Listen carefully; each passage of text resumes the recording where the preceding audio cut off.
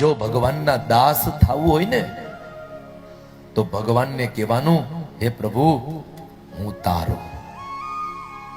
પણ જો માલિક થવું હોય તો ભગવાનને એમ કહેવાય કે તું મારો. સાહેબ, આપણે વટથી ભગવાનને એમ ન કહી શકીએ તું મારો, કારણ કે કેની સાધના કેટલી છે એના ઉપર નિર્ભર કરે કે કેનો ભગવાન કેટલો. એ નરસિંહ મહેતા કહી શકે કે કૃષ્ણ કનૈયો મારો. એ મીરા કહી શકે કે મેરે તો ગિરધર ગોપાલ દૂસરો ન કોઈ, કારણ કે એની ભક્તિની પરાકાષ્ઠા હતી. સાધકની સાધના ઉપર નિર્ભર કરે કે કેનો ભગવાન કેટલો. આપણે તો દાસ બનીને એટલું જ કહેવાય કે હું તારો.